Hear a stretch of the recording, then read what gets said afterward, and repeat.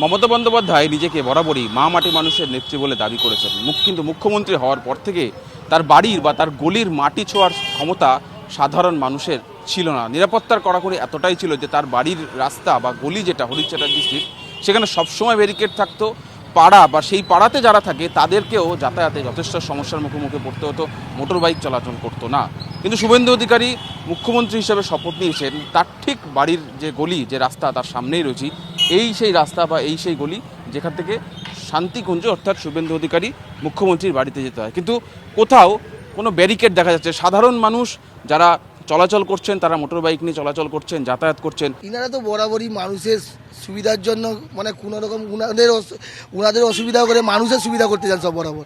ওনারা কোনো রকম ব্যারিকেড কালকে পুলিশ না জেনে করে দিয়েছিল না, ওনারা সঙ্গে সঙ্গে খবর পেয়ে বললেন না না ব্যারিকেড খুলে দাও, এখানে যেন মানুষের যাতায়াতের জন্য কোনো রকম যেন কোনো অসুবিধা না হয়।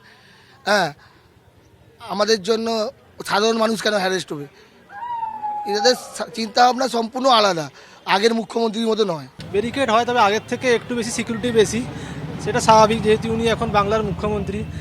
সেরকম কোনো সমস্যা হয় না আমাদের, তবে সিকিউরিটি অবশ্যই মানে আগের থেকে অনেক বেড়ে গেছে আমাদের। এ তো খুব ভালো মানুষ, আমাদের কোনোদিন অসুবিধা হবে না, খুব ভালো লাগে বাড়ির সামনে দিয়ে যেতে।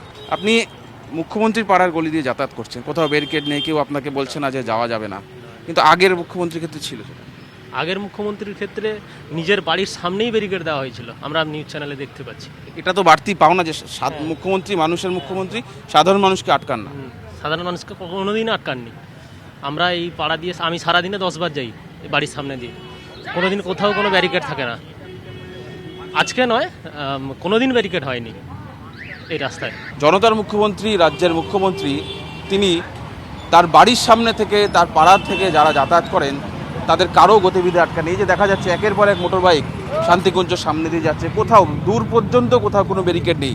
ব্যারিকেড রয়েছে, নিরাপত্তার খাতিরে ব্যারিকেড রয়েছে, কিন্তু সেটা মানুষকে আটকানোর জন্য নয়, ভিড় আটকানোর জন্য। যেহেতু মুখ্যমন্ত্রী তার নিরাপত্তার কড়াকড়ি রয়েছে, সেই কারণেই ব্যারিকেড দেওয়া রয়েছে, পুলিশের নজরদারি রয়েছে। ফলে সাধারণ মানুষ তারা তফাৎটা দেখছেন, এই এলাকার মানুষ তারা সেই তফাৎটা দেখছেন। তাদের বক্তব্য, আগের মুখ্যমন্ত্রী ছোঁয়া যেত না, তার বাড়ির সামনে দিয়ে যাতায়াত করা যেত না, কিন্তু শুভেন্দু অধিকারীর বাড়ির সামনে থেকে যাতায়াত করা যায়, হেঁটে যাওয়া যায়, মোটর বাইকে চলা যায়। সাধারণ মানুষ সাইকেল নিয়ে যাচ্ছে, গাড়ি নিয়ে যাচ্ছে, মোটর বাইক নিয়ে যাচ্ছে। মানুষ এই তফাৎটা দেখছেন, তারা বলছেন যে অবশেষে তারা জনতার মুখ্যমন্ত্রীকে পেয়েছেন। ক্যামেরা কুণাল গাঙ্গুলির সঙ্গে সুজয় পাল, TV9 বাংলা, কাঁথি।